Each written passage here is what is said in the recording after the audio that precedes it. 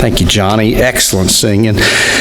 Last week we were reading in Paul's letter to the Ephesians. I'm sure you knew that. Chapter 4, and he was describing what Jesus had done, gifting the leaders of his church so they could then equip the rest of the church so all of them together could serve and serve well. The purpose, in his own words, starting in verse 12, to equip his people for works of service so that the body of Christ may be built up until we all reach unity in the faith and the knowledge of the Son of God and become mature, attaining to the whole measure of the fullness of Christ.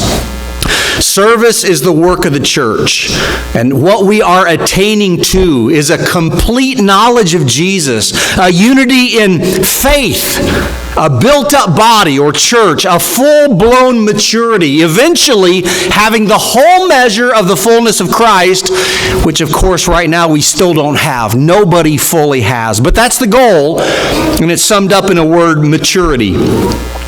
Each one of my girls, when they were very young, wanted to grow up and be older. They are still growing up and wanting to be older. I think every infant and toddler and little girl and boy wants to grow up and get older, get bigger, get out of that phase, get into the next, do something different, and I think everybody is similar in that way. All children at some level or phase want to get beyond that age and move into the next stage and eventually become adults, and they kind of think adulthood is just perfect and there's no problems there. It's normal. A maturity is a goal and a worthy goal of every human. And we're not just talking about getting taller or bigger or older. All of us should want to be mature in intellect and behavior and wisdom. It's a worthy goal for every Christian, for every church. Of course, there's something sweet about being a baby. Everybody loves a baby. Watch when a newborn baby first comes into this assembly or brought into the room or into a house, and watch how people act, especially those of the female persuasion. There's just something about babies. Everybody loves a baby. We're all drawn to babies with, look at the baby! We love to be reminded of the sweetness, the innocence, the beauty in a baby. But nobody wants to be a baby. One of the worst things you can say to somebody is, you are acting like a baby. See, babies that act like babies, like crying, screaming, throwing fits, that's normal. It's what babies do. But older children and teenagers and adults who cry and scream and throw fits, well, all of us know there's something wrong with that picture. That's not right. Nobody wants to be a baby. And frankly, it's embarrassing when you see an older child at Walmart or a teenager in your own home acting like a child, or an adult in church being immature in the way they act if they don't get their way. Paul puts it out there that Christians shouldn't want to be immature either. It doesn't matter the age. Maturity is something that is desired in every disciple, and everyone should look toward maturity. And he narrows down what he means by immaturity. It's the kind the Lord wants us to avoid. It looks something like this, verse 14. Then we will no longer be infants. And here's what he means by that. Tossed back and forth by the waves, blown here and there by every wind of teaching, and by the cunning and craftiness of people in their deceitful schemes. So Paul narrows down what he means by maturity. You may think of what you think of maturity, and you probably would be right. But he knows what he's talking about. Not throwing fits, not getting your way. He's talking about here the gullibility of a child. On cheeseburger.com, several people wrote in to talk about what they and others in their family used to believe when they were younger, what others had them believe. So one wrote, when I was little, my dad told me that toys grew under the weeds in the yard, and if I pulled them, eventually a toy would pop out. And I believed it for a long time. Ah, the memories, he writes. Another, my dad, a 2 to 3 pot a day coffee drinker, had me convinced at age 7 that you have to be 16 to buy and drink coffee. So my first time at Starbucks when I'm 16, I'm so nervous because I kind of think they're going to card me, laugh out loud. Still another, I convinced my little sister that if she pressed the diet button on the top of her plastic McDonald's cup lid, it would change her soda to diet. Ha ha ha, she cried every time I did it. One more. My kids are convinced that they have a long-lost brother somewhere that I dropped off because he was too loud in the car. I am sure they'll figure it out, but for the time being, our road trips are very quiet and peaceful. For the record, I don't condone any of those, just so you know. Just so you know. It doesn't even have to be where somebody is manipulating children. Children just have a hard time deciding what they really want and what they will believe. Hugh said when his children were young and they'd maybe do something like you do, they'd go to Baskin-Robbins where they would advertise 31 different flavors of ice cream, and every one of them had trouble choosing the flavor they wanted. Eventually coming down to one flavor, walking out, getting in the car, seeing what others had, and then quickly changing their minds. He said that's what kids do.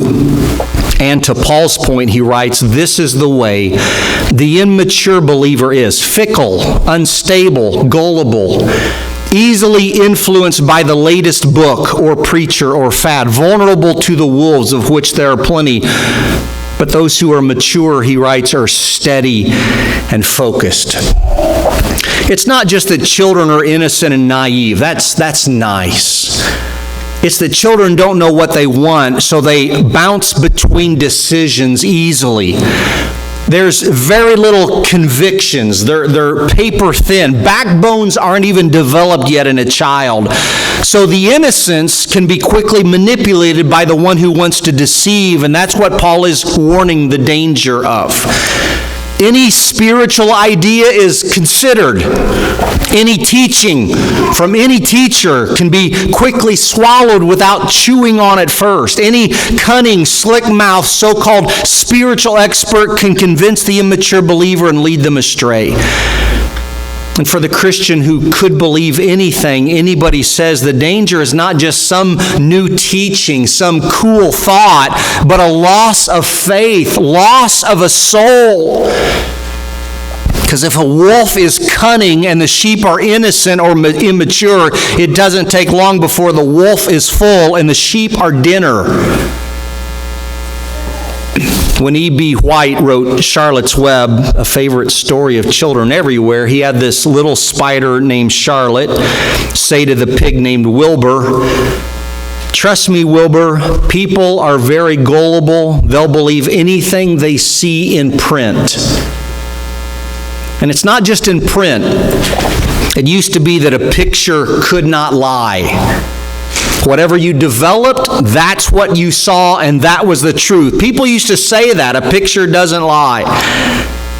But the printed word and the developed picture have been edited so much, repeated so often, manipulated, and all of it taken over by the internet, when in its earliest days people just said, "I saw it, I read it on the internet, so it must be true." It's a joke now. And here's the warning for all of us. Here's the Spirit-filled words of the dangers of Scripture. Be careful, Christians. Beware. Watch out, Paul says, for the craftiness of people, the manipulators of the gospel, the deceitful schemes of those who work to deceive. And those kind of people aren't just somewhere out there. They work their way into church too. Be careful, be watchful, be mature. Don't be thrown here and there by whatever people say. Make sure you know the truth, so that when you hear it or read it, you know what is true, because we are surrounded by so much that is not true. And in a world where the truth is hard to come by, what is a Christian to do? Verse 15. Instead, speaking the truth in love, we will grow to become in every respect the mature body of Him who is the head, that is Christ. There's one way to speak. There's really only one way to speak, and that is in truth. And there's really only one way to speak for a Christian, to speak the truth, and that is in love. If you cannot speak the truth, you have a problem. If you cannot speak the truth in love, you have a bigger problem. Maybe you remember Paul's words in 1 Corinthians 13. I won't quote them, but of all of the wonderful, good, sacrificial, impressive things anyone could do to bless others, remember this: if you do not have love, they're nothing. So by all means, saints, speak, and speak the truth, but speak the truth in love. This is a good place, I think, to maybe look at it in a broader way, because in the original language that Paul uses, it looks like he's saying more than just what you say. Several writers pointed it out. Paul's not pressing on them merely to speak the truth in love, but he's really saying it, if we could say it like this, to just be truthing, to be living out the truth, not just in what you say, but how you live. So it's truthing in love, or living out the truth in love. The antidote to falsehood is truth. The protection against deception is truth. The safeguard for every Christian and in every church is truth. Do you know truth? Are you clinging to truth? Are you spending time in the truth of God? And would you know when something is stated, whether it is a lie, whether it is false, whether it is deception? Is it the latest fad? Is it the latest wave and the latest wind of teaching? Are you bouncing between them, not even knowing because you don't know the truth? Here we come again to maturing. Grow up. Grow up. It's time to grow up. You can see why Paul is still thinking of this way of walking, because he's already said it. Worthy. Walk worthily of the calling we've received. That's what he wrote at the beginning of the chapter. So how do we walk? How do we live? Worthy of the calling. And all things in truth. And always in love. And with maturity. And as he speaks of the Christ, who is the head of the body, he says this: from him, the whole body, joined and held together by every supporting ligament, grows and builds itself up in love as each part does its part, or does its work. A couple summers ago, I got to go up to Michigan and spend some time with some college buddies from graduate school. We toured the Henry Ford Museum. How many of you have been there? Dearborn, Michigan. Oh, really? Huh. Good. You ought to go there sometime. It's the assembly plant, too, so you can watch a film and walk around and see the cars from long ago. But you can also, like we did, walk around on this walking track high above the plant floor, and watch as the assembly line rolls on. Watch those men and those women and those robotic arms pulling everything, pushing everything, picking things up, setting them in place, and putting them together. It's great to watch. You ought to see it. As they said about Henry Ford, he combined interchangeable parts with subdivided labor and fluid movement to materials to create his moving assembly line, 1913. He didn't produce the car. He wasn't the first one. Not even really the idea of the assembly line. But what he did revolutionized what we do today. He cut the time of producing a car, the old Model T, from 12 hours down to 2 hours and 30 minutes. And now if you go watch them, you can watch a new F-150 truck roll off the line every single minute. Amazing. Just amazing. If you think that's amazing, you should see a church work together. And I hope you've seen that. Individual Christians coming together to do incredible things for God. A church where every person does his or her part, his or her work, his or her service, producing together something that is great, all in the name of the Lord. And maybe each person, each Christian, made to some seem weak, frail, little, almost unimpressive. But you put them all together in one line or in one body, in one church, and just watch what the Lord can do through them. Vance Havner said, "Snowflakes are frail, but if enough of them get together, they can stop traffic. I don't know if you know who the Golden State Warriors are. They're a great NBA basketball team. I've loved watching them. They got all the way up to the finals this year and lost to Toronto, which was just fine with me. But still, this past year, as they were celebrating their win from last year, another win from last year when they won the championship, on that night when they were on the floor handing out their championship rings and lowering another banner for the team, did you see that when they called out, the whole team called out a man that maybe we wouldn't know? His name's Eric Housen. And he said when he came out later on, he said, honestly, I was so overwhelmed by the moment. He's 45 years old. He's a white guy standing there, towered by everybody else around him. His voice trembling. He said, I've never been a guy who wanted the spotlight, but to be recognized on that stage in that way, pretty incredible. For such a simple thing, it meant the world to me and my family. This championship basketball team, who everybody goes out and practices and plays and wins, and they win it all one year, you say, who's this white guy? And what's he doing out there on the floor receiving a ring? They called him out. The reason is, well, as it says, his devotion to the franchise is so intense that for 3 years, while he was equipment manager, that's all he was, just equipment manager, he slept on a cot in Golden State's practice facility to make sure he could be there on call 24/7. In February, Housen missed his first game since becoming a full-time staffer in 1999. The reason is the birth of his first child, Sadie. Head coach Steve Kerr and general manager Bob Myers had told him they would fire him if they saw him at the arena that day. So he did go home to see his child being born. But among his duties, Housen would book hotel rooms, wash uniforms and practice gear, and also help furnish the locker room spread, transport luggage, troubleshoot any problem. All of that was to make sure they went on the court and won, and they did, and often. And you say, what does it matter what a guy like that does? Ask the Golden State Warriors, and they'll tell you.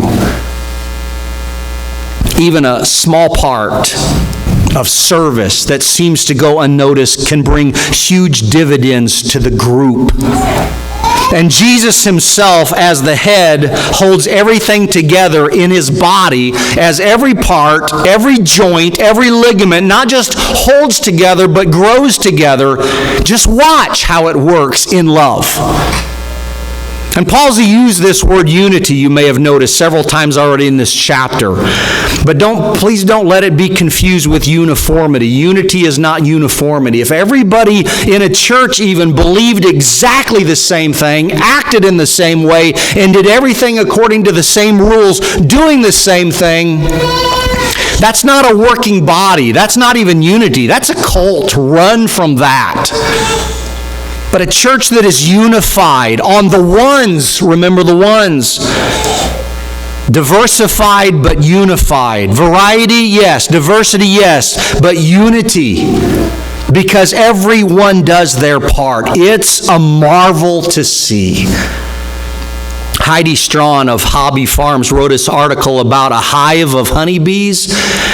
And I won't even tell you all of the jobs. I mean, I'll list the jobs that these honeybees do, but I won't tell you all of them. You can probably tell by the name. This is what she says. They are, the honeybees' jobs: nurse, house bee, undertaker, architect, cleaner, organizer, honey maker, queen's attendant, forager, guard, queen, and drone. And you may say, those really aren't all necessary, are they? Ask the hive, and they will tell you if they could speak. Absolutely. Even the smallest bee doing the smallest job is important. So many different places to work in a hive, so many different places to serve in a church. It's not so much about what job is done, just as long as everyone does his or her job together. And Jesus knows what he's doing, making such differences, giving a variety of skill and passion and desire in each one in the church, but one goal, one end, one purpose, one body, all for the sake of the body. And one more thing you may have noticed as Paul references the head of the body, Christ. We sometimes think of the body of Christ and don't want to forget the head, of course, so we think of Jesus Christ as the head, and we usually think in terms of authority. And authority is absolutely right. But let's consider what Jesus' relationship with the church is with just this one illustration. I think you might know the name Marie Antoinette. Born in Vienna, Austria, 1755. If you know the end of her story, you probably know where I'm going. She grew up to marry the future King of France, Louis XVI, and she's only 15 years old. And even as young people, they become this great couple. According to the History Channel, they came to symbolize all of the excesses of the reviled French monarchy. So that finally, when the French Revolution breaks out in 1789, the revolutionaries blame the monarchy for everything that was going wrong, so that by 1792, heads are rolling, literally. The revolutionaries imprisoned many of the royalists, then killed thousands. One of Marie Antoinette's best friends, the Princess of Lamballe, was dismembered in the streets. They paraded her head and body parts through Paris. It wasn't a joke what was going on. Her husband, Louis XVI, was tried and executed in January. She was then convicted of trumped-up charges, you can read those for yourself, and treason. For a queen to spend 76 days in a horrible prison would tell you what she went through. Then finally, they led her to their favorite instrument of execution, the guillotine. And they ended her life there for the mob who was enjoying the sight. It was October 16th, 1793. She was only 37 years old. When they laid her down there and the blade came down, severing her head, the executioner held up her head to the excitement and the chants of the crowd. And it's a gruesome image, but it makes a really simple point that nobody would disagree with. A body without a head cannot survive. The reason Marie Antoinette died that day is obvious to everyone. Nobody questions it. The relationship between a body and a head is not one of convenience, but of necessity. Jesus Christ is the head of his body, the church. And we can speak of him having authority over it, which he does. It is true. But the relationship is much more basic, more fundamental, more essential. Without him, there is no body. It ceases to exist. You can call any group with any sign and any steeple over a building a church. But only the one with Jesus as its head will continue to live. And it is the same with any individual as it is with any church. There is no hope outside of Jesus. There is no salvation without Jesus. There is no life unless there is a connection with and to Jesus. And so I end with this. What about you? Are you connected to Jesus? We may press that this church must be connected to Jesus, the Christ, the head of the body, in order to live and function. That is the truth, but please hear this. You also must be connected to Jesus in order to live. So if you are not so connected so that you also live as he lives, if you are not so united with him that as he died, you also died. As he was raised, you also raised. As he lives today, so you too live today and will live forever, even if you die. Then by all means, please today, make it right. Let's stand and sing. Come if you need to.